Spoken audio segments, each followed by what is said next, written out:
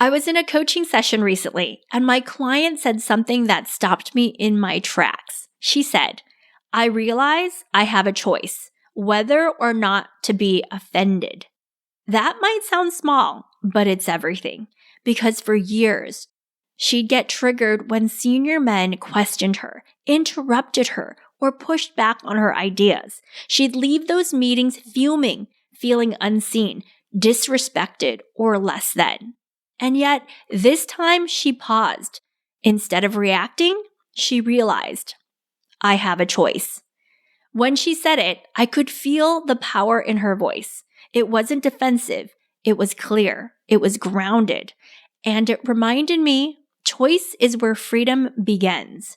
So today, I want to explore this. What happens when we stop reacting from habit and start responding from choice? What shifts when we remember we always have agency, even in the moments that test us the most? Welcome to The Balanced Leader, hosted by Yan Dang, a leadership and life coach with over 20 years of corporate experience. Drawing from her journey as a former global finance leader and second-generation immigrant, Yan understands the unique challenges women face in male-dominated workplaces. Each episode offers insights on balancing masculine and feminine energies, mastering soft skills, and building emotional intelligence. Join us to transform frustration into empowerment and unlock your authentic leadership potential. Hey, podcast listeners, today's episode is all about choice, the power of choice. I want to share my own story with you and also about the client that I shared in the intro, but choice has been the biggest thing in my life. It is actually one of the main steps of my self-empowered leadership formula because choice makes such a big difference. Choice is our agency, choice is our freedom, choice is our power. So I will dive in and share some stories about myself, but let's hear it from my client first. Let me tell you a bit more about this client. She's a senior leader, brilliant, strategic, respected, but every time she interacted with higher ups, authority figures, especially men in positions of authority, something inside her would tighten. It wasn't about them, not really. It was about what authority represented. And it is truly why she came to start working with me, because she was not feeling heard, she was feeling dismissed, and she was waiting for a lot of external approval. So what we're going to talk about today is something that I have helped her to create, and how choice is something that really enables her ability to see herself very differently. We're talking about power, approval, the risk of being dismissed. So we'd been working on what I call creating mutuality with authority, because she, in her history, right, even with her parents, had really strong views of authority, how we should treat them, the fear we should have around them. And I want you to notice, what did you learn in your family system about authority figures as well? For me, being from Asian descent, we are told to respect our elders, right? We shouldn't challenge them. We shouldn't not say hi to them. Like, they are kind of like, important authority figures that we treat with respect, which is helpful to an extent. This idea that leadership isn't a hierarchy of worth, but a meeting of equals, is not something a lot of our upbringing or programming teaches us. So sometimes people are like, what are you talking about? Yeah, mutuality with authority, what is that? They have a hard time seeing that both can be true. But I will share with you the reason that I accelerated very quickly in my career, the reason why people asked me to be in rooms where most people were more senior to me, is because I held myself with mutuality when working with these authority figures, which means that even if someone has positional power, you also bring value too. You bring expertise, insight, emotional intelligence, context. And those are not inferior qualities. They're important qualities. So when she said to me, I have a choice whether or not to be offended, what she was really saying is, I'm stepping out of the inferiority-superiority game, right? She was stepping out of this game that she was playing inside of herself that had her react in certain ways and had her take on a lot of emotional energy and mental energy. She stopped reacting to power as if it was a threat and instead met it as a peer. And again, this is how I think about the way that I show up with other authority figures. I think, I respect them. I think that they have a lot to bring, but I also know what I have to bring. And I have a choice in the moment to show up with my thoughts, my questions, my curiosity. And this is really where the magic happens. This is where you create more agency for yourself, especially in those high stake situations. And so this real shift that happened for my client, right? It's when you know your own authority. You don't have to fight or prove your authority. You show up as someone who belongs in the room. Because choice at its core is about belonging to yourself first. Like if I didn't see myself as worthy of belonging with all of these other senior people, I might be sitting in the back of the room. I might not share my opinions. I might not ask the question. I might just say, oh, that question's dumb. Let's not ask it. Instead, I hold myself as a mutual person in this conversation. Even if this person has more positional power than me, I still see myself as valuable and useful for and to them and for myself, right? And so with my client, what was happening a lot of times is from a neuroscience perspective, she would get very triggered and upset historically. Here's what's fascinating about this from a neuroscience perspective. When we feel threatened, our amygdala, which is, this part of the survival system, the ancient survival part of your brain takes over. It says, this is dangerous. We've got to defend ourselves. We've got to retreat, or we need to people please. There's two sides of it. Either you are going to show up super powerful, really defensive, or you might hide and be more compliant to be safe. That's what happens in those moments when someone questions you or your heart starts racing, your jaw tightens, or your mind goes blank, right? You're actually having a neurosystem response that's also, your brain response. But when we pause, even for a second, right, this is where you learn to intercept yourself. This is where I really help and coach my clients as we talk through the choice you have, right? And oftentimes we're even looking at the choice we made in a certain situation. Because even when we see ourselves in the past situation, we're like, I don't know what happened. By owning that choice, that just gives us power, right? Like I literally just had an argument with my husband a couple weeks ago, and me saying, whoa, I was super defensive. I don't like that part about me. I don't like saying it out loud, but I love the part about me that I have a choice to own it, to claim it and say, I was showing up defensively and I'm not ashamed about it. It's just what it was. And now I can move forward. I'm a human person learning and growing.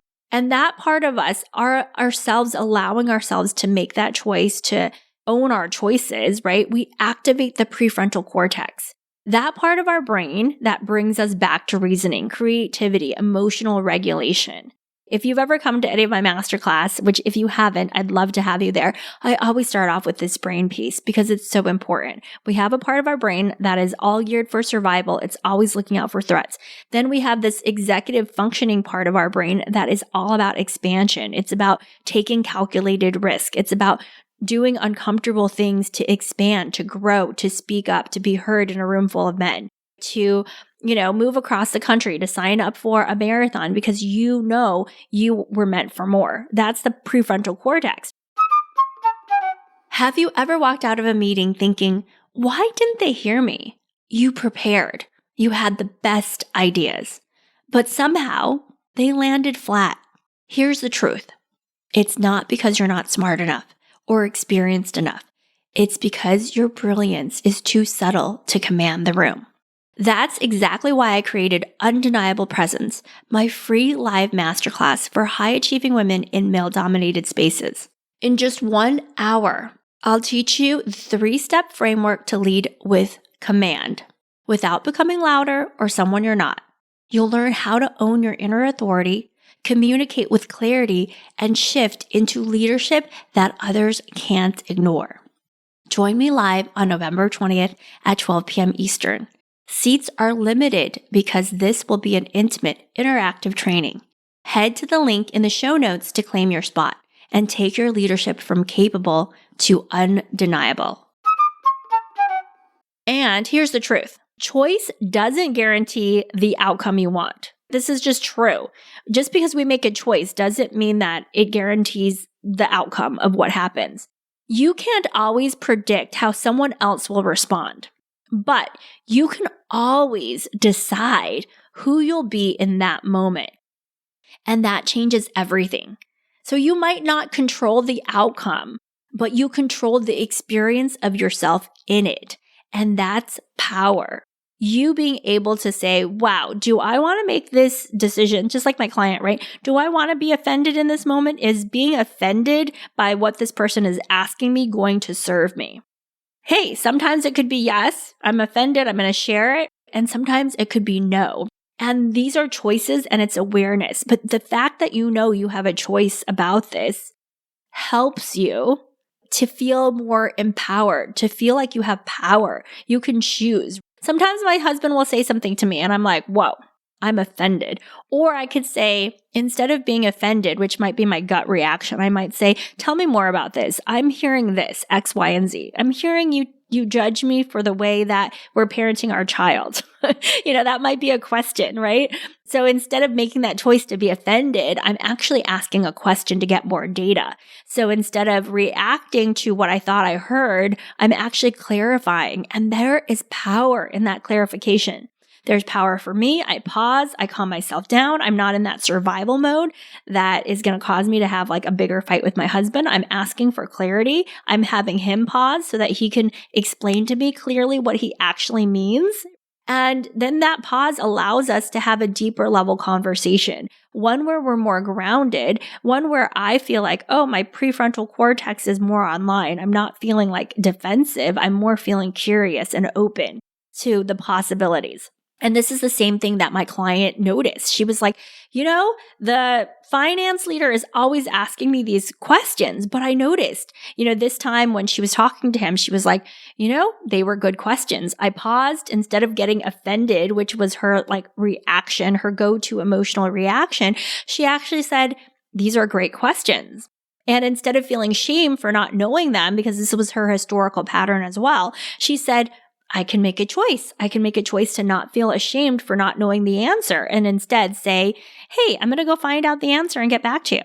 This is where she is more engaged and more present to have a conversation with the person in front of her. Instead of going inward, shutting herself down, being angry at him, spinning out, feeling offended, feeling ashamed for not having an answer.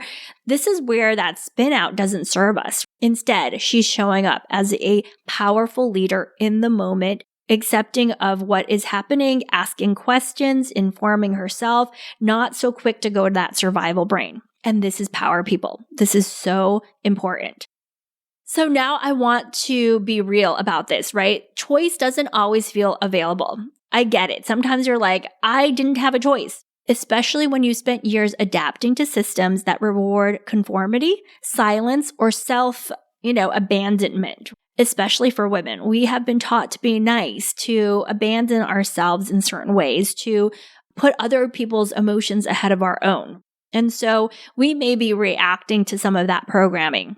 When you've been taught that speaking up is risky or that challenging authority will cost you, there's punishment on the other side. In those moments, it's easy to forget that you have options. This is exactly why people come and coach with me, to understand, I know I have choice, I know I have power, but I don't really feel like it in those moments. This is what we unpack together. This is how I use my 3-step self-empowered leadership formula, which is number 1, about context and curiosity. Number 2, about choice. And number 3, commitment to who you're becoming. And it's not easy. This is why, step 2 is really about understanding yourself. So you might think, I can't either comply or I can't rebel. This might be something really hard for you, especially if you've grown up, respecting authorities so deeply that it feels like you're breaking big, big rules. And because in between compliance and rebellion is choice. There is a choice. There's something you can do in that middle ground. There's a lot of things you can do, actually.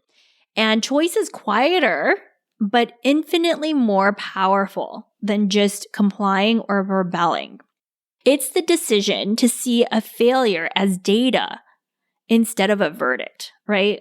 Like, this is why if you are doing bold things and new things in your life, your ability to bounce back is really about your relationship with choice. Are you going to choose to see this as a failure, an indictment of, your self-worth? Or are you going to see this as learning? Hey, this is just information. This is just feedback that I get to be curious about. One decision, one choice leads to curiosity. Wow, what can I learn from this? When I do it again, what will I do instead? The other one, right, seeing it as a failure, a punishment, an indictment, a verdict will lead you to more shame.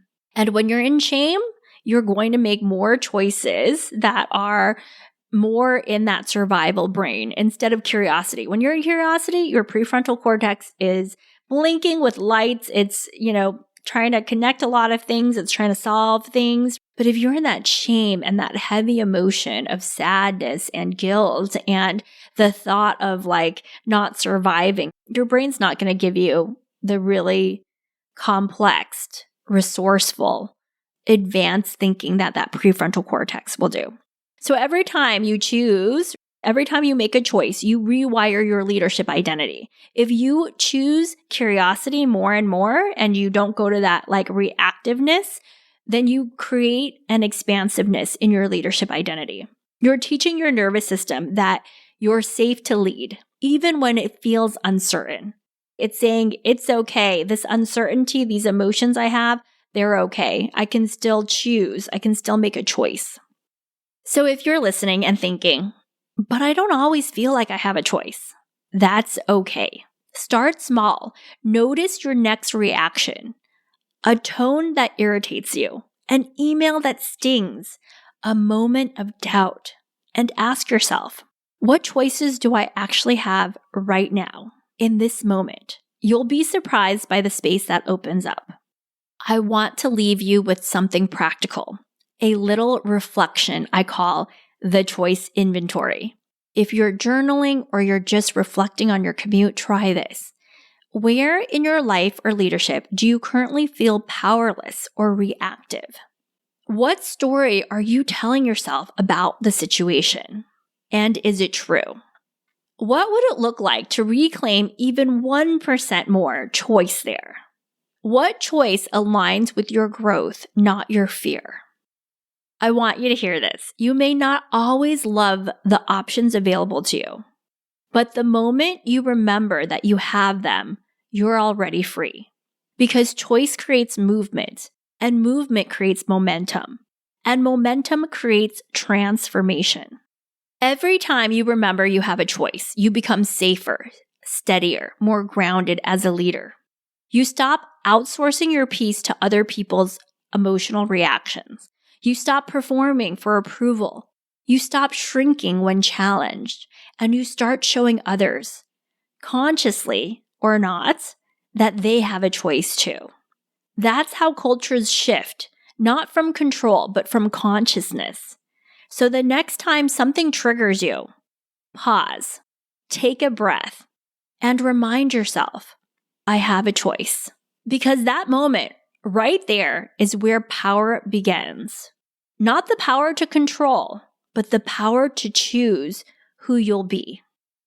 If this episode resonated with you, share it with a woman who's learning to stand in her power, to own her choices, to be more real and authentic in her life. And if you're ready to go deeper with this, to lead with more clarity, calm, and commands, I'll guide you inside my coaching work. You'll find the details in the notes. You can book a coaching consultation with me. But until next time, remember, power isn't found in outcomes. It's found in the space between stimulus and response. And in that space is your choice. And your choice can either bring more safety and security or more growth and freedom, right? This is your choice. And there's no judgment in your choice. The awareness around your choice is powerful. It's powerful to own your choices.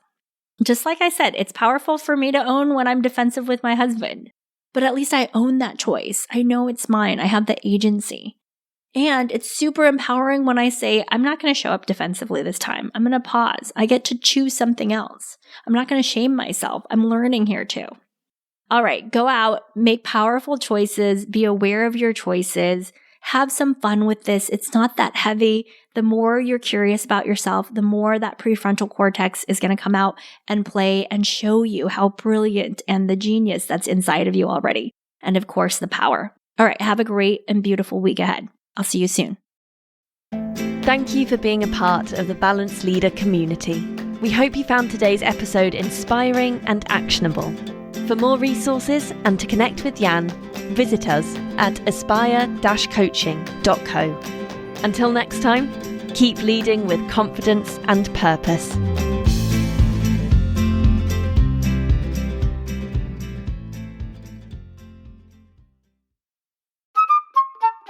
If you're ready to stop being overlooked and start being heard, join me for Undeniable Presence, my upcoming free masterclass on November 20th.